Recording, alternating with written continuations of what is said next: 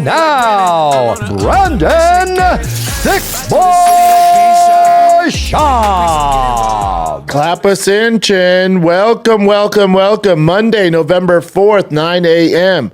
Or is it 10 a.m.? You tell me. We're all subscribing to this time change. We talk about this every year. They said they did it back in the day for farmers.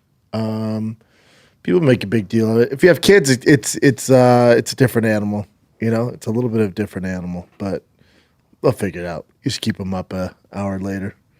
I fell asleep, with this new time change at 7 p.m. last night. Woke up at 3 p.m. or 3 a.m. Whatever. I don't care. Time's time, man. It's all relative, baby. It's all relative.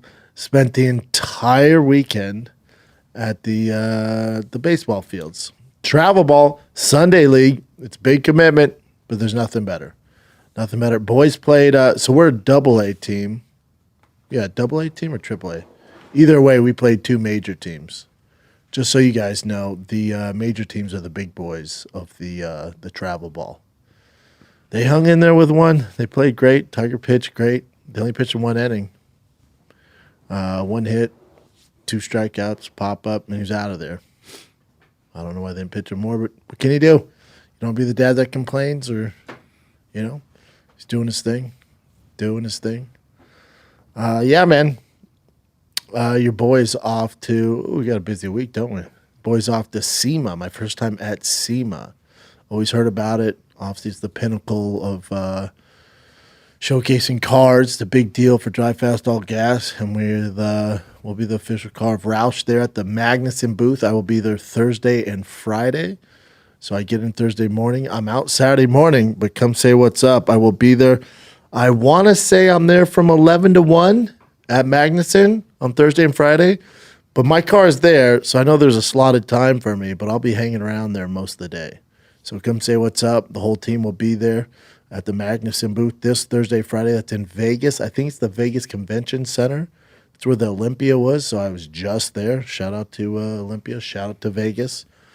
Come check out the Dark Horse 101 with your own peepers. Come say what's up. Come say what you think of the car. I'd love to get your insights.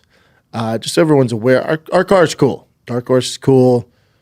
Special Roush, launch edition blower kit, all the Anderson composite carbon fiber, the GTD fenders, hood, trunk, spoiler, GTD wheels, bigger wheels and tires, custom interior. It's all cool. But compared to a SEMA, there's people that get ready for the entire year for this SEMA show. We are amateurs when it comes to the SEMA show. It's a cool build, but there's one-of-one stuff, dude. People spent years fabricating and building, so I'm excited just to see it. I'm excited just to stroll around. Papa Schaub's coming. He's always wanted to go to SEMA. This gives him a reason. Jay Schaub will be out there. Lexington will be there. Sanaz is already there now. Most of the team got there because the doors opened today. So, whole team's out there, man. Get in on the action, drivefastallgas.com. I just appreciate everyone. This giveaway's going even better than the last one, and I'm super thankful for it, man. So drivefastallgas.com, buy a shirt, win a car. It's that easy. Get you some, man. We got some fire merch. Got with a new printing company, so these orders are coming out hot. We learned our lesson with the last giveaway. You just got to have people on top of it, man. Dialed in, buttoned up. And that's what we did, and they make great merch, so shout out to them.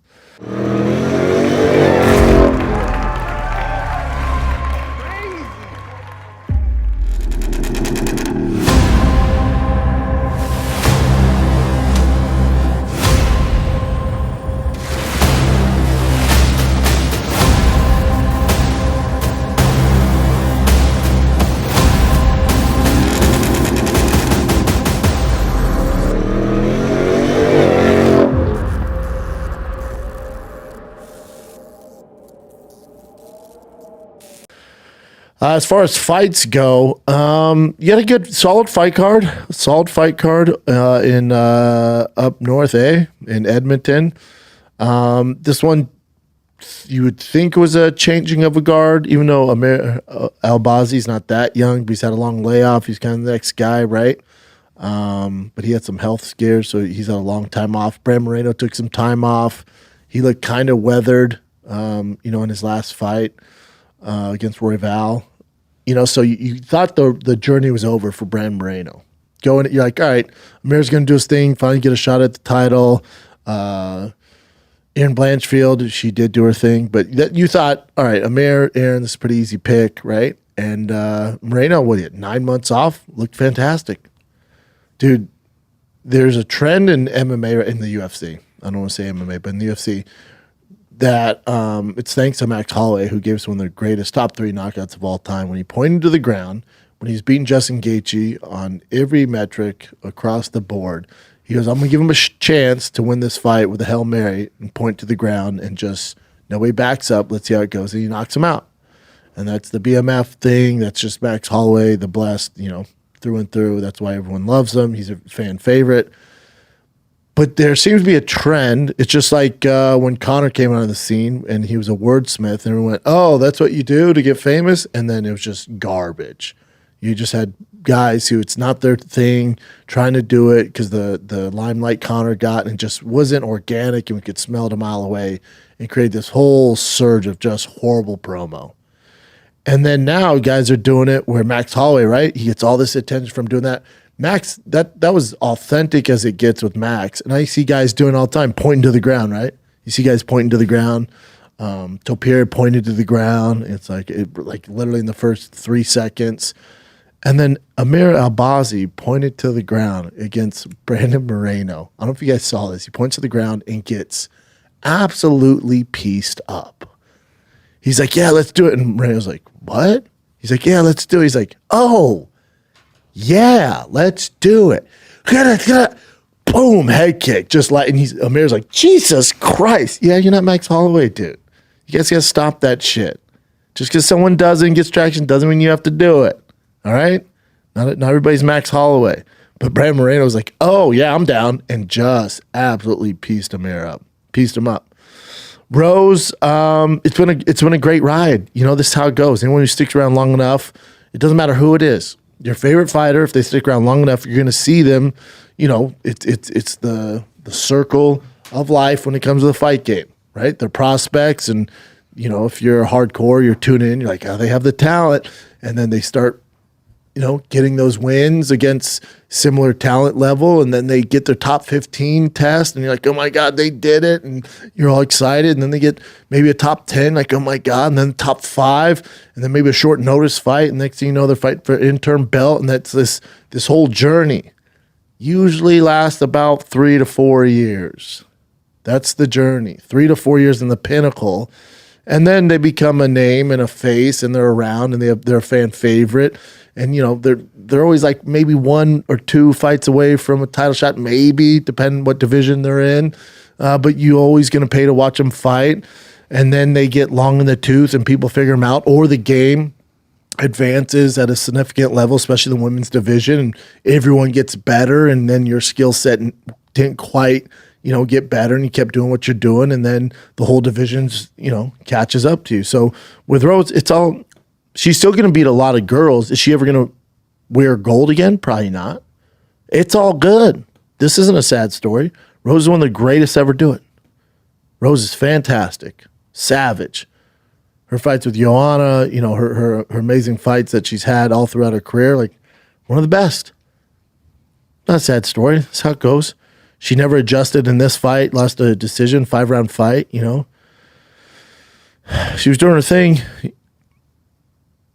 Yeah, look at Jessica Andrade, Zhang Weili, that head kick, Zhang Weili decision, and then Carlos Esparza. That was a very boring fight. Yeah, a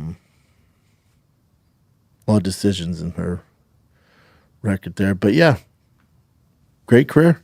So if you go back to her resume for me, Chin. So if you go down, God, look at that, Joanna, back to back, Michelle Watterson. Yeah, so if you look at it, she bursted on the scene, right, with The Ultimate Fighter. That's where you became familiar with her. Then after the Ultimate Fight, she loses on the Ultimate Fighter, Carlos Esparza. Then she fights Angela Hill, Paige Van Zandt, right? That was a fun fight. This is all in 2015. And then her run goes all the way up. And so 2015, hold on, Chin. Then 2 years after that, 2017, she's fighting for a title. Fighting for the title against Joanna. Defending champion beats her back-to-back and then loses the belt to Jessica Andrade. And then she revamps after that, beats Jessica Andrade, split decision, the Zhang Weili. She's still in her prime. And then Zhang Weili, like she's had some battles, right? And then Carlos Esparza never beat her, loses to her again. That's how it goes, man. But 2015, yeah, she probably, her run was for about 6 years. She beat Zhang Weili. That was her like last big win when she won the belt. She defended the belt, and then she lost to Carlos Esparza, lost to Ferro, her flyweight, right? She left strawweight, went to flyweight, and then after that, it's like, it's how it goes. It's all good. 6 years, a hell of a career. Hell of a career. Do you happen to still talk to Trevor Whittman at all? No. Because she left his... I know. And then things just kind of... I don't get involved with that like whole drama. There's enough of it in comedy at the time. In MMA, there's drama. There's drama with baseball dads. You know? It's like with any team. I'll talk to other dads. I'm like, hey, is there like weird like dynamic with like the parents and the team? And they're like, oh, yeah, dude. Every team deals with this. Just crazy parents. They never said anything publicly like that they're, at war with, but she was like, I hope, I'm praying for him or something like that. It's recently? At some point when they split. But when he was with her, she was killing it. So yeah. You never know. Like even when I was fighting, you never know. Coaches, sometimes business can get involved. Sometimes fighters, especially at their level. Like think about it. He had Rose, Justin Gaethje, Kamaru Usman. When you're dealing with all these big personalities and they're all champs at one stage or all contenders, sometimes, these contenders or champions can feel slighted, like they're not getting enough work, or they want to change something and they feel like you're not hearing them out, and they have options, Yeah. Or it could be a business thing where, Rose has these sponsors and Trevor, this happened to me. I had my sponsors, but then my coaches had their individual sponsors and wanted to wear those at the walkout. I'm like, whoa, the only reason we're here is I'm here to fight, man. You're making this, and then my sponsors get upset. So once money becomes involved and people get famed, it's tough for camps to stay together. Both great people. Rose is fantastic. Trevor's, a genius. So it's like, who knows? Personalities. They've been together for a long time. They achieved a lot of cool shit. Okay. So, and then sometimes also Rose is getting older. Pat Barry's her husband or boyfriend, whatever the hell it is. He's a coach. Maybe him and Trevor didn't see eye to eye. She's definitely inside with Pat. Yeah. Like there's all sorts of dynamics. All good. You guys won gold. Defended it many times. Became the face of the strawweight division. Mission accomplished. After that, okay, go your separate ways. And sometimes a fighter will blame the camp or that particular coach for losses. Oh, I told you I wanted to work on this and we never did it. That's why I lost. And okay. And the justify that for leaving a coach. Coach is like, all right, dude, Also, fighters are crazy. Fighters are crazy. Comics are crazy. Like you're dealing with these personalities, And coaches, sometimes they're sick of the shit. Like, cool, man. Agents with comedians, like, cool, go somewhere else. Eventually, like, this ain't worth it, man. Takes a certain type of personality to deal with. Who knows? But, great career. Mission accomplished. You guys won the gold. That's why you started. Nothing to be sad about. All right, let's take a little break, then we get back into all the fisticuffs chat. Because for most of us that like collecting cards, the idea of spending $2,000 or more on a freaking Luka or Patrick Mahomes rookie card just isn't in the cards. I love collecting, especially when I was a kid, but that's some serious cheddar to drop. Thanks to Slap Packs and ArenaClub.com, now it's possible to score gem mints for a fraction of the retail price. Every card that I listed was a hit From last week's Arena Club Slap Pack drop, Arena Club is the only repack that provides real value, complete view of all possible cards, and a clear hit rate for each one. Slap Packs are revolutionizing the repack game with the transparency. After your pulls are revealed, they'll immediately be placed in your showroom for safekeeping, selling, trading, or auctioning. The Arena Club grading process is super accurate and fast for you guys. So whether you're buying, selling, trading, or displaying, Arena Club is the card collecting platform you gotta check out. Right now, you can get 10% off your first slab pack or card purchase by going to arenaclub.com/Schaub and use the code Schaub. That's arenaclub.com/Schaub, code Schaub for 10% off your first purchase. Mike Malott got it done. He was like the next big thing, right? He still can do it. He didn't blow anybody's socks off with his performance, but he's basically the Captain America. Your boy Neil is the one that just ended his streak, but yeah, he's coming back now. Yeah, Neil. He was doing well against Magny too, and then Magny's a vet. It was like, hold up, young man, and then gave him a little reality check. But he's back on the winning track. The fight night this weekend's better, and this ain't a bad fight night. No, it's pretty good. I was happy for Brandon Moreno. Loved that. He looked fantastic. Yeah, this fight night's fun. You got Neil Magny on there, Cody Garbrandt, Miles Johns. Obviously I love Neil, love Cody, but you have RDR, who is one championship, middleweight and light heavyweight world champion. It's kind of gone under the radar. This is his first fight in the UFC. He literally just left one champ and was like, I'm good. Fought elsewhere. They didn't say anything, and then he signed with the UFC. Huge sign by the UFC. Hardcores are definitely going to key this one on this whole lineup here. And his first fight's against Gerald Meerschaert. Let you know where he's at. Meerschaert's no punk, but RDR's savage. Definitely one to watch. Savage. Cody Stamen.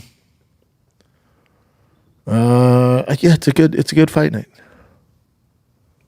Yeah, I'm not mad at this one at all. This is actually pretty good. Nor should you be, Chip. Nor should you be. All right, what do you got, brother? There's a lot of drama going on in the UFC right now. Indeed. Injuries. So, yeah, that's the biggest one so far. So, Bilal Muhammad is out of his UFC 310 headliner event against Shavkat Rakhmonov because of a toe injury. Did you see his toe? Yeah. If you watch The Penguin on HBO, his toe looks like the Penguin's. It does? Yeah. His feet are the Penguins. Yeah, that looks pretty damn bad. That toe is thick, bro. I mean, all of his, honestly, his toes are all thick, but that looks. His toes are exceptionally thick, yeah. But that one is just. That looks terrible. terrible. That one's, and it's a foot infection. Like staph got in that, and it's the third one in. You don't really need it. You don't have That's to where have you're going it. with this? Out of all of them, you really don't need it. You need the outside pinky just for control. Yes. You need the big boy, 100%. But outside that, like if this was like life or death and you had to fight, Ronnie Lott that bitch, dude. Cut it off. Yeah, these two are fine. You don't need that. You'd be fine. Look at the penguin. I mean, he walks like a penguin, but he does it. Look at the penguin like it's a real guy. Like look, he's Look at doing the great. penguin. Dude, look at the penguin. He's trying to take over Empire right now in Gotham. He does it. Bring up, dude. Google the penguin's foot HBO. It's the same foot, dude. The penguin walks with a limp, but he's still fucking. You should be proud of him, dude. He still gets up, does his thing. There it is. That's Max's foot. It's sort of. It's Bilal's foot. Not exactly, but Similar. I see what you're saying. But you see what my whole point is, you see the three all jangled up? Yeah. But the big one and the pinky one, all good, baby. He's still doing it. Your move, Bilal. Be like the penguin, dude. He's crushing life. Thriving, dude. God, his feet are ashy there. Yeah, I'm only on episode 2, but that show is. Are you watching it? Oh yeah, It's- I'm almost all caught Don't up. tell me. It's fantastic. Did they ever get into why they call him the penguin? Did they ever touch on that? You know, like Batman Forever, Batman Returns, like Danny DeVito, like he lives with the penguins in the sewer, which makes no fucking sense. Penguins aren't in sewers, but and then but the only kind of tip of the hat to the old school penguin, which is like the Adam West Batman, stuff like that, is he did wear purple and gold. His Maserati's purple and gold. That's the only tip of the hat to the kind of old school. Yeah. I like it though. It keeps it a little bit more real. I'd like a touch on some, like maybe his dad was a penguin or something. You know? Like I need a touch on there's some like penguin blood when he was a kid or something. Like his best friend was a penguin. I don't know. Maybe they'll get into it. Otherwise, why they call him the Penguin? I mean, I guess he owned like that. Was it the Polar Bear Club or whatever? Like the bar or whatever. And then obviously he waddles like a penguin, so maybe that's just why they call it because his foot's all fucked up. I don't know. I mean, it'd be cool if they toss some penguins in there. Yeah, now that I think about Batman Returns, that's insane. Yeah. Danny DeVito was raised by penguins because he had flippers like a penguin. They make sense. He's just born with a deformity. And they're like, oh, go be friends with penguins. And then those penguins had like rocket launchers on their back, if you remember. Sure. Lit, dude. Yeah. Lit, sure. And you don't want that coming into the new Penguin HBO. It's fantastic, though. Yeah, it's good. All right, what else you got, Jim? So he should cut off that toe, is my point. Ronnie Lott, dude. You know Ronnie Lott in the game, his pinky. They're like, hey, man, you're not going to be able to play. And he was like, you have scissors? Like, yeah. And he took scissors and went, played the game. Oh, I remember on Fight on the Cube we talked about that, yeah. Yeah. But I also heard that if Bilal did, antibiotics or whatever, that would mess him up. So I don't know. Oh, no, you're not fighting with that, dude. Okay. Shavkat? No. He's being smart. Of course. Smart. And then obviously the UFC is going to have to fill that in. Fortunately for the UFC, unfortunately for Bilal, Bilal is just not, it's all good. He's the best in the world right now, so everyone can suck cock. But for the UFC, it's not like he's a huge pay-per-view guy, so they'll be able to fill somebody in and they're not going to suffer any money from it, They'll do an interim belt, I bet. Shavkat, it's going to be Kamaru Usman, which makes all the sense in the world. All right, let's take a little break here because with this time change, your boy's been a little groggy these days. And then someone said, do you know if you're getting enough magnesium, my man? I said, what? They went, yeah, because 4 out of 5 Americans are not. I went, oh, tell me more. Sometimes I wake up exhausted. It ruins my productivity for the day. Takes me longer to fall asleep at night. And if you're stressed or you get anxiety, the worse it is. And then that's why I started leaning into a little magnesium breakthrough. That's right. Ever since I started adding magnesium breakthrough to my nightly routine, I've been able to quiet my mind and get the best sleep ever, even with this time change nonsense. And why is magnesium breakthrough the best? I'm glad you asked. Unlike other magnesium supplements, they might be giving you 1 to 2 forms of magnesium. Not with magnesium breakthrough, contains all 7 forms of magnesium designed to help you calm your mind and help you fall asleep, stay asleep, and wake up refreshed.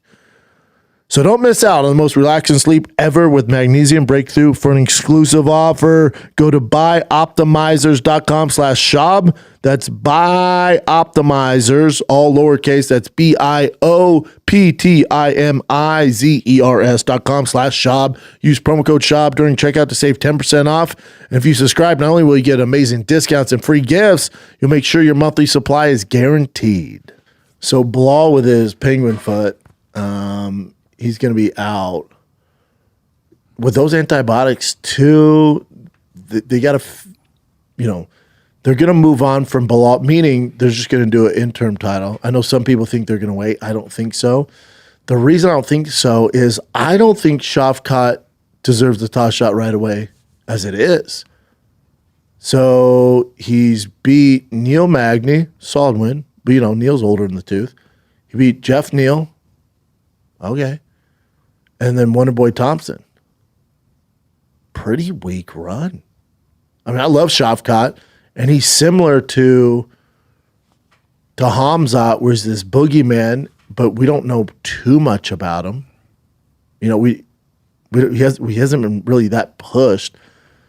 Jeff Neal probably pushed him the most, He rocked him, yeah. Yeah. But he hasn't. We haven't seen much out of him. But Hamzat, there's still a lot of unanswered things with Hamzat. There's still a lot of unanswered questions with Tom Aspinall. He's just starching everybody. So we don't know. With Shavkat, I mean, I guess you beat Neil Magny, Jeff Neal, and Wonderboy Thompson. You have a right to the title. Shows you where the division's at, but that's not like an impressive run. I mean, what's impressive is it's finishes. That's why they're rushing him. He's finishing everybody. Everybody. 18 wins, 18 finishes. That's why they're rushing him. But on paper, it's like, because what's one boy Jeff and Neil Magny ranked? You know, it's not. But against the state division, is Shavkat the best welterweight on the planet? God, there's argument for it, yeah. But I don't have a problem with Shavkat doing an interim title, depending how long Bilal's out, or no interim title. But yeah, you look at like, I'd like to see him get past Leon Edwards. I'd like to see him fight Kamaru Usman. I think Jack Della Maddalena would be great. JDM would be a problem for him. I mean, there's guys with more impressive wins. Ian Gary over MVP, I thought that's pretty fucked. I mean, granted, wasn't the most exciting fight, but still better quality win than Shavkat has. JDM, I mean, he's gonna be a problem. So I actually like it. I would like to see Shavkat get tested, another test before he goes on. It's like what they're doing to Lopez. See, I think they should have done Diego Lopez, Volkanovski. I'm not crazy about Volkanovski, Topuria. We've seen it, right? All right. Do you really think he's going to beat him? I'd rather see Lopez get another tough test, one more, and really earn that title shot. But now, to me, is Shavkat the most talented welterweight on the planet? Yeah. Yeah. There's no denying that. That motherfucker is dangerous and he's a bad man. Still, that being said, his strength of schedule pretty weak. All signs point he's going to dominate everybody, but I'd like to see it. Can't just assume, you know? So that's why Kamaru Usman, I think that'd be fun. You beat Kamaru there. But even then, the knockdown was like, all right, you beat an older Wonder Boy, you beat an older Kamaru, you beat an older Neil Magny. Do you kill two young lions? You know? Do you give him a JDM? Do you give him Ian Gary? Buckley? Even though Ian and Gary matched up, so they're probably not going to pull somebody from that, but I'd do JDM. Or, because the division's a tad, you know, light in the britches as far as contenders, you have the old heads up top. Do you save those boys and create big momentum for when he's champ? So he has a bunch of contenders. Because if he beats Kamaru Usman, right, for an interim title, whatever, that makes him number one because he's going to fight Bilal anyways. So then you have Bilal fight him. Let's say he beats Bilal. And then you have JDM. You got the winner of Machado, Buckley sitting there. Yeah, because that welterweight division's pretty old, dude. It's kind of going through a transition the same way the lightweight did. Leon Edwards, older. Kamaru Usman, older. Kobe Covington hasn't found a hot second, older. Gilbert Burns, older. Jeff Neal, older. Wonderboy Thompson, older. MVP, not young, but new to the UFC. Vicente Luque, older. Neil Magny, older. So if Shavkat's wins right now, he has beat. His best win is Jeff. Go back, Jim. I got it, brother. Give me the rankings. I was going to. I know who he's beat. If you go to the rankings, his best wins over number 10, Jeff Neal. He beat number 11 in Wonderboy Thompson, and then he beat number 15 in Neil Magny. So he beat 10, 11, and 15, but he finished them all.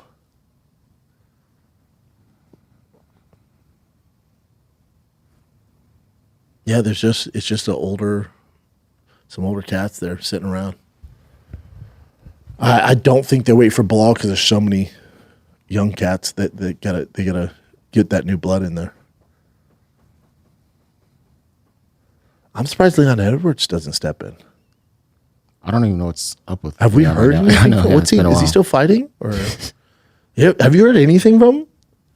No. I mean, he's not really. He's more of a quiet guy. Great champ, super skilled, quieter guy. But Shavkat Leon Edwards seems like the fight to make. He should be healthy, right? If Bilal was able to fight, he should be able to fight. It's not like he had crazy injuries. But Shavkat Leon makes the most sense. But again, short notice. So remember, these older dudes, they ain't doing that stuff. They've been there. They've done that. So Leon Edwards like, no, hell no. And then they were talking about replacing this main event with Alex and Ankalaev. Yeah. I don't like that. For this reason, I mean, god dang. Alex is such a savage. Dude, get your money, King. Do you.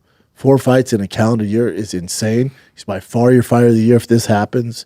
There's argument that he's already fighter of the year, but again, short notice, by far his toughest matchup. I do think he beats Ankalaev, but by far your toughest matchup, dude, do it with a full camp. Get some rest. It's all good. You've already saved the UFC in this calendar year.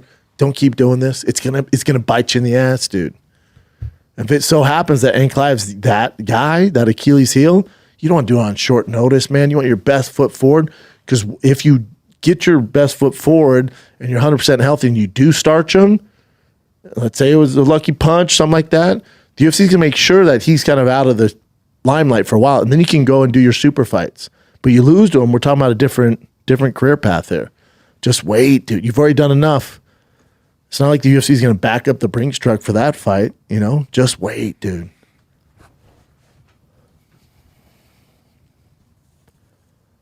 And he's talked about, he's been on some podcasts or just in interviews talking about how injured he's been all year taking these short notice fights. He's like, I'm not never 100%. So he hasn't been 100% all year. His leg hurts, his foot hurts. Like, all right, then you're fighting Ankalaev again, injured, compromised. You're winning. But Khalil Roundtree had some success. Ankalaev's a different animal, dude. Just recover. You've earned it, dude. Beat him, and then you're off to those super fights. There's nothing left for you there. But you lose to him, all right, you're going to stick around, you know? So we'll see. I hope he doesn't do it. But if he does, shit, I'll watch.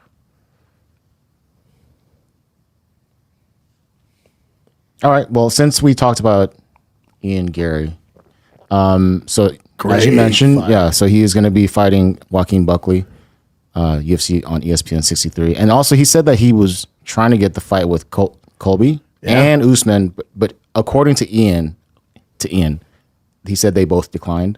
So I'm wondering, like, you think Shavkat should fight Usman? Do you think Usman would take a fight with Shavkat if he declined Ian Gary? Yes. Okay. Yeah, because Ian Gary's still not ranked that high. Still has a lot more work to do. There's not a huge upside for Kamaru. Shavkat, there's upside. He's going to be the title holder. He was going to fight for the title. Maybe you fill in, it's for an interim title. There's a lot more there, you know, a lot more there. He's a grappler. Kamaru's a grappler, you know. Ian Gary's been, you know, he's not the most exciting guy, but he's beating guys. So it's like, fuck, man. It's a nightmare. And not in a great way. It's not like Alex Pierre style where you're going to get knocked the fuck out. It's like, no, he's really good with distance and he can just circle. He's tough to take down. You know, he's a problem. And there's not a huge upside yet to beating him. He's still growing. But Shavkat's that boogeyman. He's the Hamzat of that welterweight division. So, yeah, Colby and Kamaru will take the Shavkat fight. Because, again, remember, if it's for an interim belt, you win the interim belt, you get pay-per-view points, according to Luke Thomas. Okay. Yeah, dude, Leon Edwards and Colby Covington, literally never hear from him. Colby for the longest, but yeah, Leon for a little Colby's bit. lost, what, 3 out of his last 4? So it'd be weird for him just to fill in and take, like, Colby's looking for another big name who's not some young lion, I think. He's not fighting Ian Machado Gary. Dude, we're about to find out a lot about both these young men on that ESPN 63 in Tampa. Gary versus Buckley's great. That's dope. Yeah, that's dope that Ian would take that fight too. Great fight. Phenomenal fight. Ian is a badass regardless of all the weird stuff. That stuff's over, I feel like. I hope so. I don't know. That stuff's over. Have you seen this? Max Holloway did on his YouTube channel. He said that he was going to ultimately move back to, or go to. He's going to stay at 55. That's lightweight. Listen, I'll never put restrictions on Max Holloway. He can do no wrong after what he did to Justin Gaethje. I think he should stay at 55, but I get it. Hey, man, You're 45 king. You fight for the title. How could you resist? Big money fight. But 55, especially where he's at in his career, it's a smart decision. And one of the funnier things he said about that is because he couldn't eat ramen when he's at 145, and I guess he really loves ramen. So he's like, I had to give up ramen for my 45 camp, so I'm done with that. I don't ever want to give up ramen again. At 55, here we come. And 155 is where I want to stay. It's a new chapter. This is where we start. This is where we begin. I cannot wait. Like I said, never say never, but I can honestly look you guys in the eye and tell you I'm probably never going back to 45, 100%. yeah. And did you hear, like, he said, It's a ramen sponsor at this point. dude, absolutely. But I feel him, dude. When you eat ramen, you blow up. At You least get I fat do. because so I much get- sodium. Yeah, my face is like, I can't even see. I had ramen last night. I feel like Sharpay right now. Yeah, but you look fine. You look fine. Chin, I will no look. offense, doesn't look fine. Yeah, And I it's look like, crazy. You could tell. Yeah, You look like you had an allergic reaction. yeah, like bees. Yeah. Yeah, that's bad. Also, what There's happened a here? lot of sodium in it. I mean, I ran this morning. Hopefully got some of it out. Yeah, you look fine. Also, on his YouTube channel, he was saying something about like Topuria, the hit, that left hook that dropped him. He said something like, I didn't feel like it was that powerful, and he had a bunch. This is the first time ever that Max Holloway ever had like Yes, some hate? backlash from fans because everyone loves Max Holloway. Yeah. But him saying that was kind of like a little off-putting for fans. Yeah, but also the way he got hit, it wasn't like a punch that he saw coming. It was an exchange. So, yeah, no punch I ever got hit with that knocked me out. It didn't feel like the hardest hit. What was that? my thing on my hoodie. It doesn't. You don't feel it. You're just out. No, but he said he was never out. He said I was like, awake the entire time. Okay, well, But then we saw the fight, and Yeah. he looked. but remember he's concussed. Yeah. It's give him a break. Of course, man. We all love Max, but Topuria hits fucking hard. this is a little bit MMA related. So Cristiano Ronaldo was talking to Eric Nixick at PFL MMA, and then he said something about like Ilia Topuria talks too much, and he picked Max to win because Max is a tough guy, and Ilia got upset with it and wrote this. Well, remember Ilya's super close with a homeboy from who's it? Another soccer team or something? Or what? Yeah, I I don't mean, know. guy's like the most famous, one of the most famous guys ever. Messi? Nah, man, I remember Messi. Oh, people are gonna kill me for not remembering. I know. Okay, I'll just look it up real quick. But all right. Ramos, Oh, Sergio Ramos. Yeah. He's. It'd be like Tom Cruise coming to your fight in Spain. Okay, yeah. So they're homies. Sergio Ramos is Yeah. massive, dime piece too. Gotcha. So obviously him and he's gonna side with Ramos. Damn it! I can't find her now. Hold on. Hell yeah. Oh, there we go. So Ronaldo says he's picking Max Holloway to beat Ilia. He says Topuria speaks too much. We say talks too much, whatever. Speaks too much. I think he beat Volk. Volk wasn't ready because of that kick. Topuria didn't fight with the top guys. Interesting. If he beats Max, I will respect. And then, of course, Topuria says, cool story, bro. Listen, I didn't expect someone like you to be unable to distinguish between confidence and arrogance, but at the end of the day, we all reflect our own reality onto others. Wish you the best for what remains of your career, and God bless your family. a little dig there. What remains of your career? And I didn't expect someone like you unable to distinguish between confidence and arrogance. Have you ever thought of Topuria as being like arrogant or Yeah, a little bit. same? But he's also super respectful as well. So it's Dude, kind of a weird dichotomy. Yeah, they're prize fighters. Any fighter is going to, for the casual, they're like, oh, they're arrogant, they're cocky. No, that's the narrative they have in their brains in order to fight the best in the world in a steel cage in their underwear. So there has to be a false sense of arrogance. You know?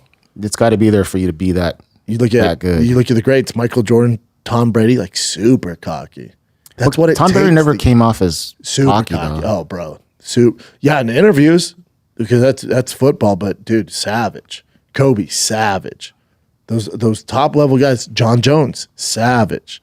The grades, yeah, there's an arrogance there. It comes with the territory. So with Ilya, I'm like, yeah, of course. I don't hold that against him. Connor was super arrogant, dude. But Connor's, yeah, and that's another one too, where Connor after the fight, he's always like, respectful. So is Ilya. Yeah, yeah. So yeah, Ilya's the exact same. Was Jordan and Jones a dick across the board. Okay. Yeah. And he's probably one of the best ever. Let's take a little break. This episode of the Schaub Show is also brought to you by O'Reilly Auto Parts. They're in the business of keeping your car on the road. O'Reilly, my ultimate favorite. I'm always hitting these guys up. There's one up the street from me. My boy Casey at O'Reilly knows I'm going to harass them nonstop and get the parts I need. Because guess what? People at O'Reilly offers friendly, helpful service and parts knowledge you need for all your maintenance and repairs. Their goal is to keep your car on the road, man. So they got thousands of parts and accessories in stock, either in-store or online, so you never have to worry if you're in a jam. Sometimes they don't have it. I tell them, it shows up the next day, ready to go, man. So whether you're a car expert or a rookie, you'll find the employees at O'Reilly Auto Parts are knowledgeable, helpful, and best of all, super friendly. All right? So stop by O'Reilly Auto Parts today. Visit them at O'ReillyAuto.com/Schaub. That's O'ReillyAuto.com/Schaub.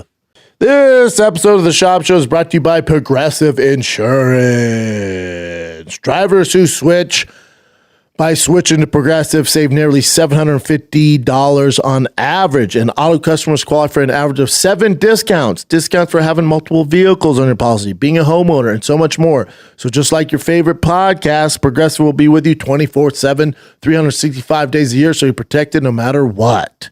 Quote your car insurance at Progressive.com to join over 28 million drivers who trust Progressive. Progressive Casualty Insurance Company affiliates national average 12-month savings of $744 by new customers surveyed who saved with Progressive between June 2022 May 2023. Potential savings will vary. Discounts not available in all states or situations. Progressive. So Casey brought this to our attention yesterday. Mikey Musumeci quits one championship. It says weeks after being stripped of the title. For the weight cut. that weight cut? Ridiculous weight cut that made zero sense. Talking to one championship, like the weight cut seemed like, from what I hear from their team, was his idea, and they're like, this seems like a bad idea, but it sucks. I love Mikey. It's such a long post, but basically, end of chapter. How long is it? It's so long. Is it? Yeah. So basically, I'd like to announce I will no longer be living in Asia to compete under one championship. Almost 3 years ago, I met Chatri in Singapore in a meeting that was supposed to be 10 minutes, and it turned into 4 hours of talking, chatting. I've never lived outside my family in the U.S., and then I called my mom and told her I'm changing continents and moving to Asia. These past 2 years, I've had some of the best memories. I met so many incredible people in Singapore at Brandon Schaub. Wow, that's cool. Yep. These people I will consider to be friends and family for life. Okay, keep going. it just goes on and on. But keep going. There. This is part of my life. I'm ready to now stay permanently home in the U.S. where my family is and start a new chapter of my competition career and life. Asia will always be my second home, but I'm never, ever returning. Thank you. I made that up. Thank you, everyone that supports me. I'm beyond grateful. Yeah, good for him. Great run. What do you think he's going to do? Because, there's a lot. he could definitely do, grappling everywhere. But, Everywhere. one was, it seemed like a really good place. I know. I don't know what's happening. There's no other organization putting on, especially at, PFL's massive. Not PFL. One Championship's massive in Asia and Thailand. So, and they'd have a world championship MMA fight, and then also world champion co-main event grappling contest. Yeah. So it's you're not going to get that, but he could do, Craig Jones Invitational. CGI. CGI, but Bravo. it's just not gonna. Yeah, you do Eddie Bravo's now. As far as getting the coverage and traction from a championship, yeah. But maybe he's gonna go freaking roll up, fucking homeboy with Facebook, Zuckerberg or something. Zuckerberg. That's his homie, though. So. Yeah, that's what I'm saying. Maybe just hangs out with him and trains and can be around his family. He's done it. Just be around his family. Yeah, I don't know. All right. Mikey's a very smart dude, so I'm sure he has something lined up. Yeah, and he's probably one of the most famous grapplers Yes. of all time. He's up there. At least now. For sure. Yeah, Yeah. okay. Hell yeah. So, our boy, Doo Ho Choi, Korean Superboy, is going to fight. My boy's Nate. Your boy's Doo Ho Choi. Hey, you like Doo Ho Choi, too. He's all right. But I like Nate. Nate's a badass, too. That's why I'm damn it, why'd they freaking had these guys match up? But, yeah, that's a dope fight. That's going to be on... Is it on the 310. prelims? Yeah, it has to be on the prelims. That should be the third fight on the main card. That thing's going to... But they want to sell pay-per-view, so this will get the people going. Yeah. Yeah, Nate's such a fun personality. So much fun. And they're both great strikers, so or fun strikers. Fun, yeah. Hell yeah. It's a great fight. Have you seen this? That Michael Venom Page wants to go up to 185 to fight Shara, the Bullet. Oh, take my money. That'd be a fun fight. Definitely, and they're both great strikers. These are real great strikers. Yeah. Here's when my neck stood up when I heard the Bullet call out my boy Izzy. I was like, man, my boy Izzy was around regaining that throne. Let me jump in. I'm happy to. Talking about being the best striker, he says, in the division. But, right now I'm grappling your division for Polaire, so why not? Oh, yeah, so because he grappled, I think, Carlos Condit. And he beat him. Yeah, but apparently it's controversial. I didn't watch it, though. Yeah. At 85, I'm happy to jump up. Absolutely beautiful knockout. Really enjoyed that. It was really something he drilled before. I really liked it. It's a really short, nice shot. I'm going to have to incorporate that as well. Take my money. That's I wonder if they'll do it, because is he going to stay at 85? It was just going to do that one, jump back down. It's weird for the UFC, but it's a good way to build up the Bullet. Yeah, and if he beats Bullet, that's a good way exactly. to Stays at 85. MVP's fun to watch. Here's a quick one. I don't know how much this affects you, but Jermaine Durandamy decided to retire from MMA. Man. Yeah. Great run. She wanted to get one more fight in by the end of this year, but they couldn't match up with anyone, so she's like, all right, I'm done. She's out. Great run. Yeah. It's quietly under the radar, but... And you did mention that Alex Pereira has a movie role, and the funny thing about this movie role is he said right here, he goes, I don't want to say anything, I don't want to talk. So apparently the only word he wants to say is Shama. Just like, how Arnold Schwarzenegger says, I'll be back. Yeah. Just like a quick little statement. So he's going to do that for that movie. So is he like a Brazilian Terminator? I'm going to do the whole movie without speaking. Okay. I'll be there from the beginning to the end. At the end, I'm just going to say, Shama. Shama. That's his word. That is the shit. That's like The Mountain. My boy Thor, when he was in Game of Thrones, he didn't have a ton of dialogue. I didn't watch it, but did Jason Momoa have words or no? Oh, yeah. Okay. Yeah. All right. But not in English. Oh. Dothraki.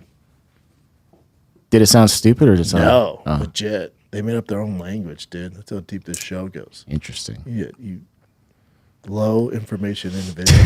Ignorant too. This is Craig Jones. This is always weird when I see Craig Jones post stuff.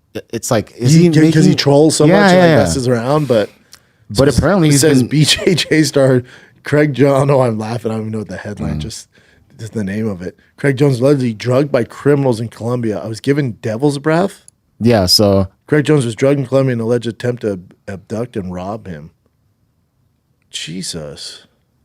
And his co-founder for CJI. This is why I'm I don't know if this is legit, but apparently this does happen. After being drugged? Yeah. So they spiked him with that substance in their margaritas. Damn. And I'll just show you some of the... Is this him getting spiked? No, this is them... Okay, can't do that. But that's his team bringing him back. And is his boy drugged too? Doesn't look like it. But then he posted another picture too. Oh, never mind. So that's the substance right here. Scopolamine? Devil's breath? Yeah. Dude, just quit fucking around in Colombia, man. I'm just taking this with a grain of salt because I don't know if it's who knows? legit, it sucks though. Hopefully he's all right. I thought, 15 reacts Joe Rogan's gruesome on UFC 306. I'm looking for effort to finish the fight. So remember Marab and I think was it Marab and it was a Marab and the fuck I'm blanking right now. O'Malley, right? Through weight. So Herb Dean kept telling keep doing work, and it seems like they were doing action. work. Yeah, but he doesn't want to see you just switching from side control to half guard and back forth. He wants to see you try to finish the fight, and that's what he's been told to encourage. They want action. Well, definitely the UFC wants them. Of course, him to do that. That's the business.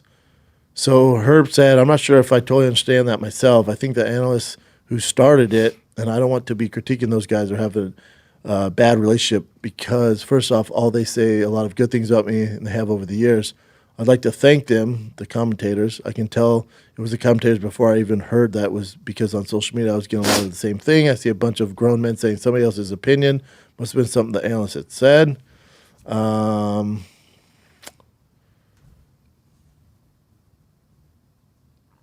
right. So he really didn't say much there, Jen. That's it? There's more. So he says, they're saying that I shouldn't be telling the guys to work. This is something I've always done. It's true. Our sport, there's rules that are there for safety. There's rules that are there for fairness. We have rules that are built in our sport to make our sport what it is supposed to be, to make our sport exciting. Most of the coaches say my pre-fight instructions with me because I say the same thing. I tell them about things we have problems with. Most of them know the rules, but to this stuff, two things that are most important things that before I intervene are the biggest interventions when I'm going to start your fight. So he's hearing me say, fight back, fight back. So it's not a surprise to them. Next thing I'm going to say work, and that means I'm about to take away your position because in the sport we have position, and position can lead to a fight being finished. But when I say work, that means what I'm looking for is not just busy work. I'm looking for effort to finish the fight. Yeah.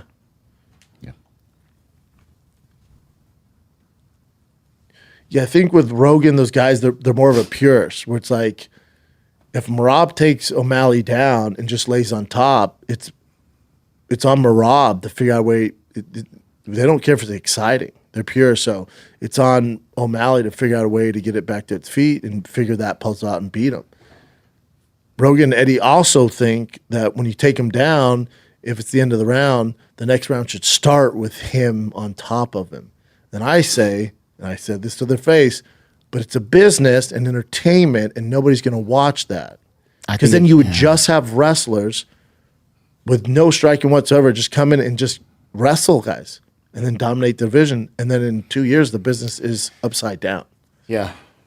So it's all fun to say, not have octagon, you just have open field and no time limit. It's like, yeah, okay. If they wanted that, then it'll be literally just let them go. They could do whatever they want, bite, like that's a But what they're talking about nonstop. isn't a sport. What That's they're what I'm talking saying. about is like purist fighting. I'm with you on that, yeah. But as far as a business goes, we can't market that. Yeah. It doesn't make any sense. It's still not a real street fight. So I get it. By the way, I said sport. I said 308. It's 306. My bad. Oh, good. My eyes. How dare you? My eyes, dude. This I thought was also kind of interesting. So this is his name is so hard to pronounce. Renat Fakardinov. Good luck, Chad. Yeah. So, anyways, I guess Fakardinov? Yeah, when he fought, the entire broadcast team was saying he did not deserve the decision win. Okay. And then, so this is what Fakardinov said. Why is everybody surprised with the decision? Really bad commentators. First off, it was pretty close. Could have gone either way, but I had no doubts the second and third rounds were mine. So after your words, people will say again, the Arabs bought the decision. Yeah, so he's saying that's what people will say, that the Arabs bought the decision, and this is how Daniel Cormier responded. I don't know what that dude was talking about. Listen, bro, he lost. I don't care how many times he complains. These fighters, they go and they fight, and it was clear that he lost the fight. He gets the microphone and goes and sticks his foot in his mouth. That's the problem. He's a moron.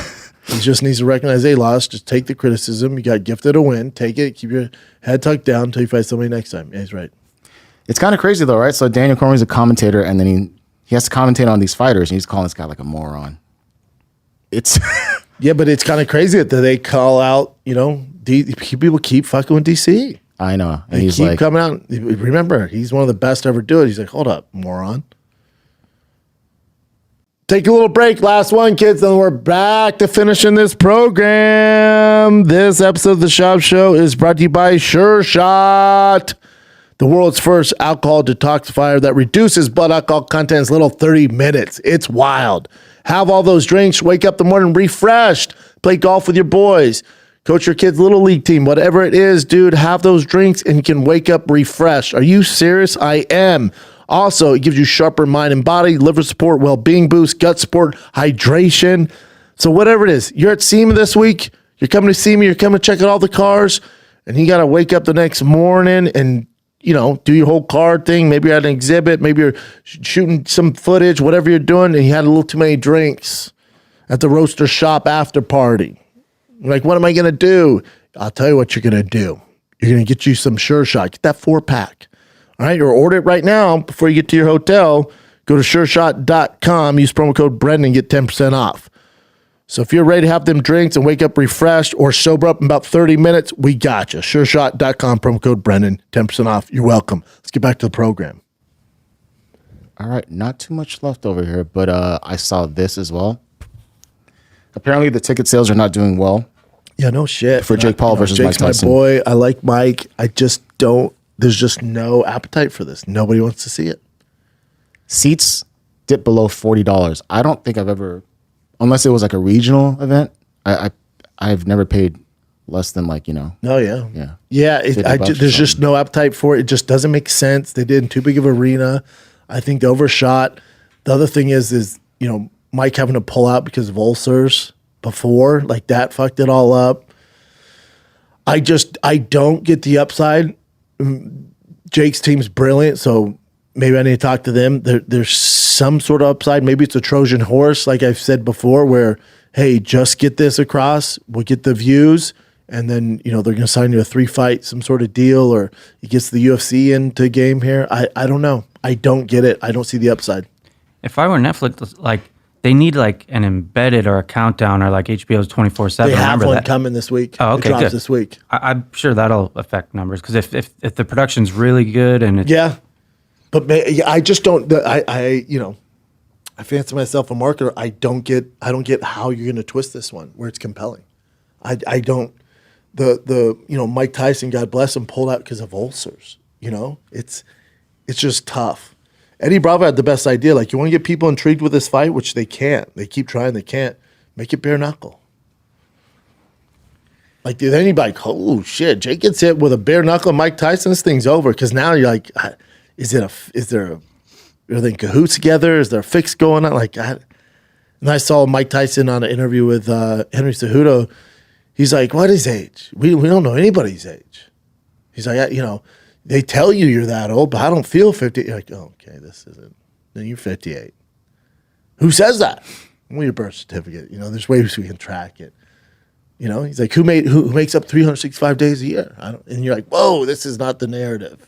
To say that age isn't real, this can't be the best move to get people to buy this. I don't get it. But Mike's smart. Jake's smart. I think there's a much bigger play at hand. This is just the appetizer.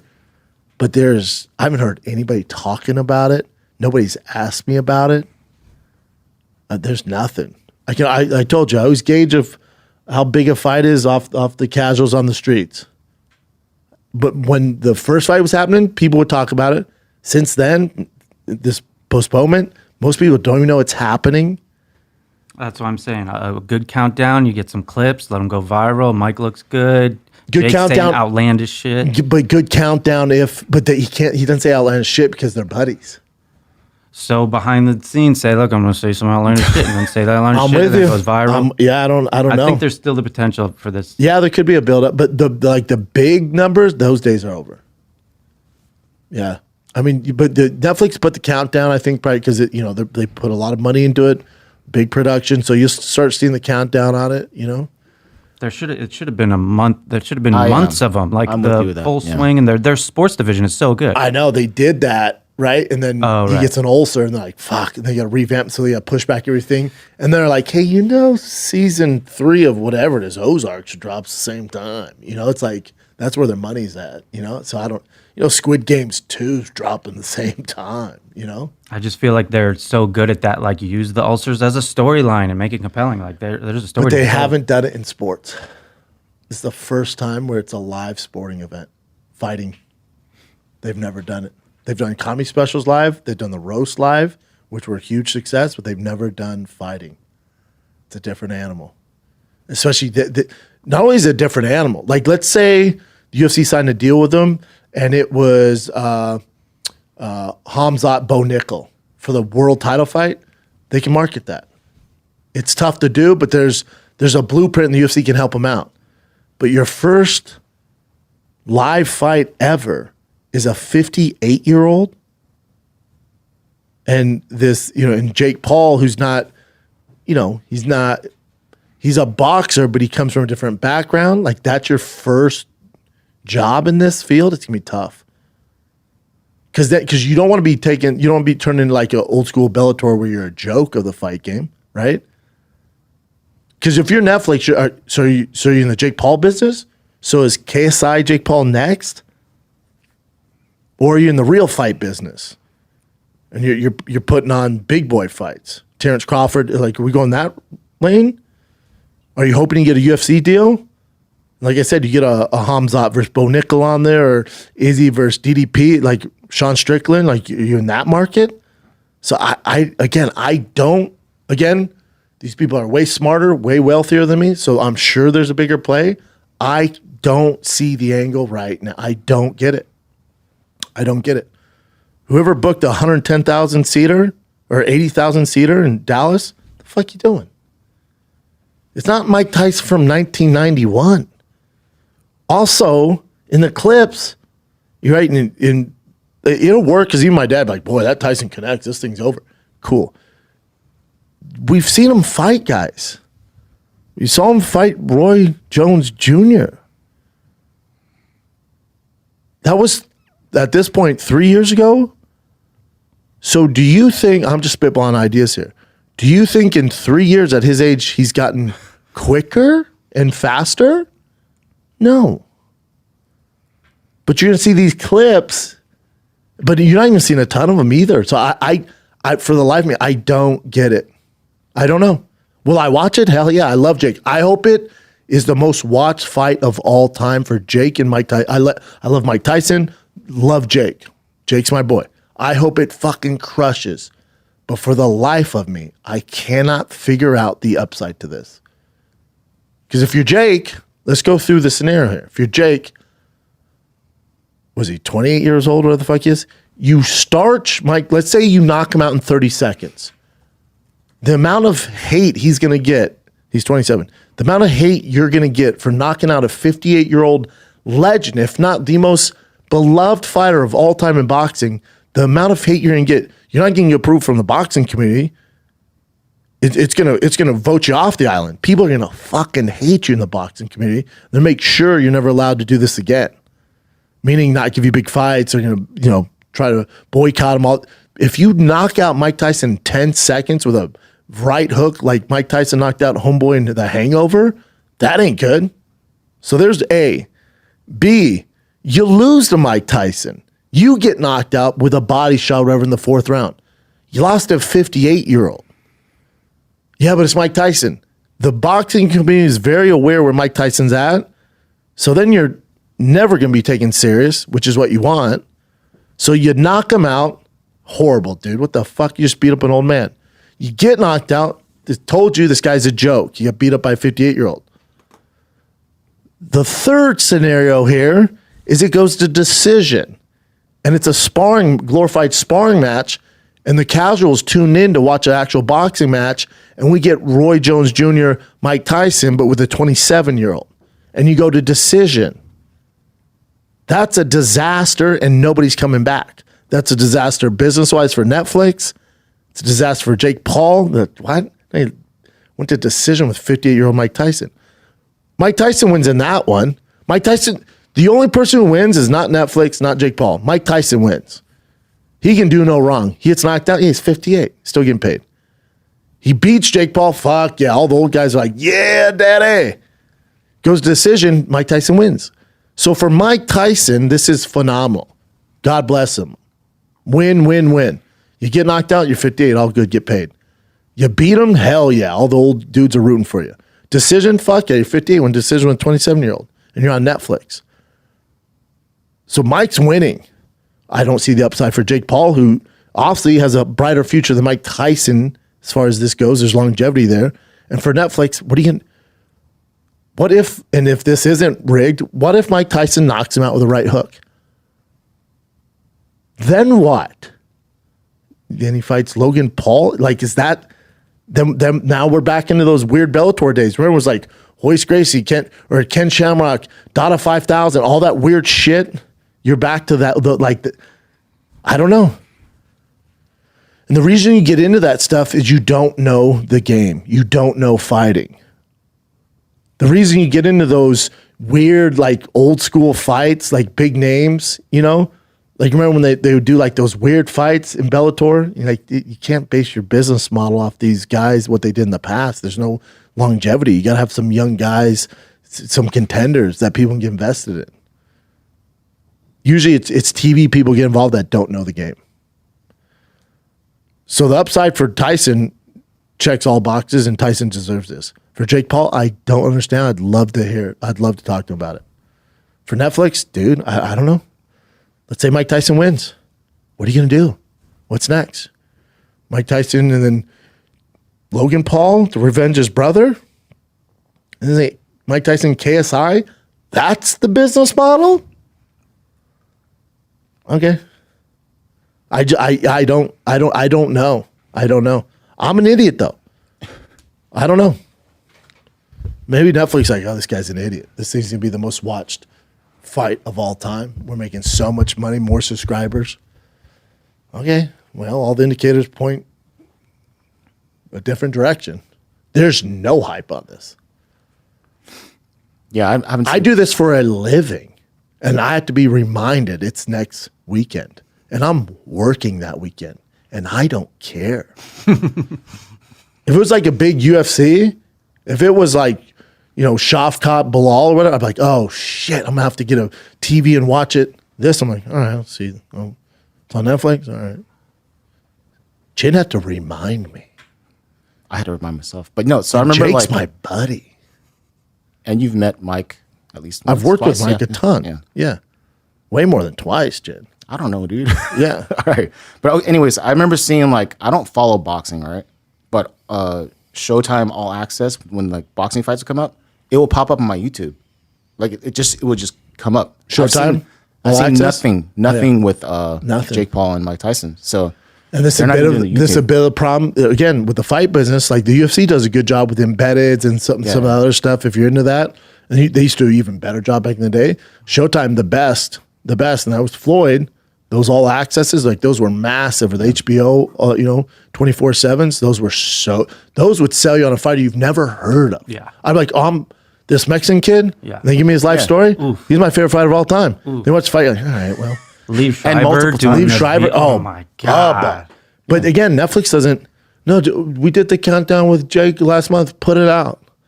No, all your fucking fans are on YouTube and social media. You got to build it up, dude. Give us a narrative? Why should we care about it? Because right now I can't figure out the narrative. And if this is me, like most people, is it real? Convince people that there's something to lose here. Convince people that this is an actual organized professional boxing match. That's your job. Because right now, and I know how the sausage is made, I don't know. And if I don't know, Bob at Starbucks sure as fuck doesn't know. So he's not going to watch because he thinks it's fake.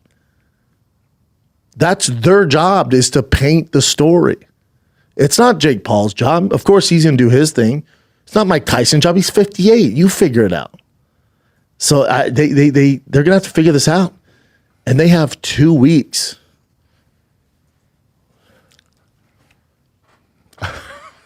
You sparked my memory on this. So when you mentioned the ulcers thing with Mike Tyson, right? You remember when it was Showtime in Malca? So they asked me to produce 2 All the Smokes and then 1 of the hot boxing, just audio wise, right? Mm-hmm. And then I got to see Mike Tyson there at the studio. And this is when all the footage came out of him being super fast. And then just me talking to Mike Tyson, hey, your mic's right. He was like, and I hope this does not sound like a dick, but he just seemed like he was just an older dude that was not functioning correctly. Correct, Jen. And then as soon as we started recording. And how long ago was that? I don't know, maybe 2 years? Mm-hmm. A year? I forgot what it was, but whenever we were with Showtime, I'll piggyback on this. Go ahead. Keep going. So then when I saw that, and I'm like, holy shit, I didn't expect this. And then you would tell me that, dude, these are clips. We saw the Roy Jones, whatever match. Mm-hmm. That's the actual thing that we saw that was real. Legit. And these clips are he's this badass. I'm just oh crap, maybe he's not. Yeah, he's not actually. I hope he is, because I don't want him to get hurt. But that just triggered that just refreshed my memory on that. Yeah. Okay. Yeah, when you work with them, yeah. You're just like, oh, well, all right. I can't imagine like even. No. I don't know. Hopefully. Yeah. Yeah. Anyway. Again, that's their job to tell that story. They're storytellers. You got to sell the fight. All fights are built. That's why the UFC is the best promotion in the world. They tell the story. They used to do a way better job, but they used to tell the story of the fighter. HBO did it with the 24/7. Showtime did it with All Access. You tell the story of the fighters. Give people a reason to care. Right now, the reason can't be Jake Paul, new to boxing, 27, fighting an old 58-year-old Mike Tyson. That's not a story. There's no storyline there. Nobody's interested in that. They'll figure it out, though. They have 2 weeks. Yeah, I guess even if the seats aren't selling out that great, as long as there's a huge number of people watching on Netflix that could, Here's the thing. You're never going to find out the real number. Of course. Because they keep all that close to the vest. So we don't know. But the indicator that's not selling well usually lets you know that no matter what number they tell you, they're probably full of shit. Yeah. There's a reason they're not telling you the numbers.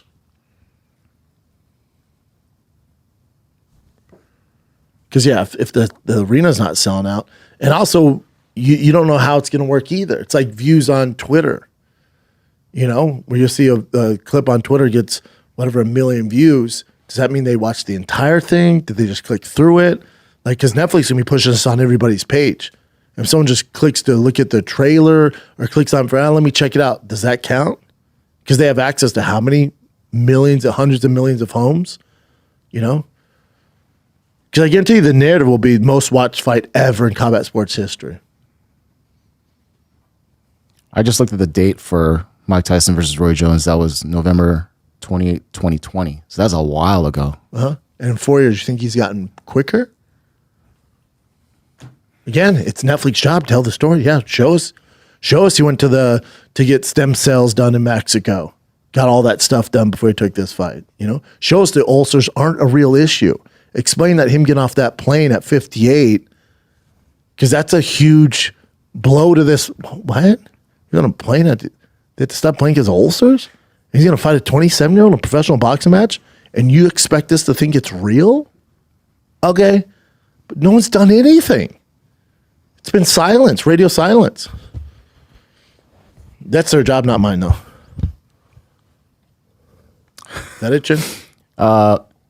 Two really quick things. This one I saw, not yours. Hold on.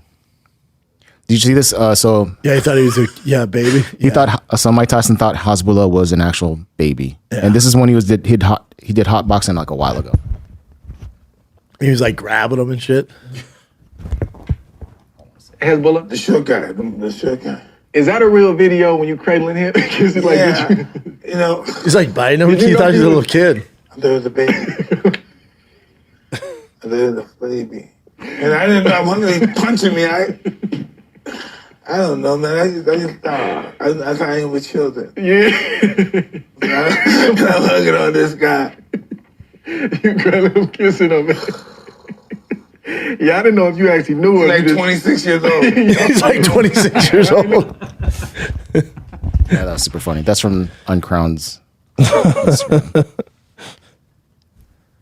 Is that it? Yeah, so the fights, that's it this weekend. Yep, we got Neil Magny doing the damn thing, Cody Garbrandt. The one I'm most excited for, you got RDR, one championship, former world champion at middleweight and light heavyweight. He's fighting Gerald Meerschaert. That is by far the biggest fight on this card. So enjoy. That is this freaking Saturday.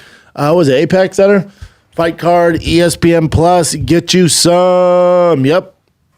All right, kids, love you. Drive fast, all gas. Go get you a Dark Horse Mustang right now, 2024. If you want to see it in person, I will be at SEMA. The car's there starting today through Saturday.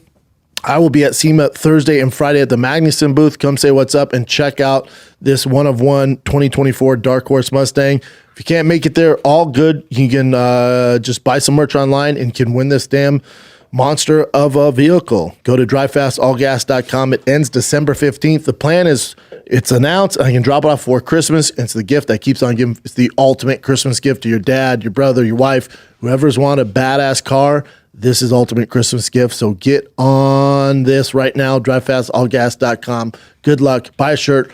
automatically entered to win. Good luck. DriveFastAllGas.com. Enjoy the fights. I'm out.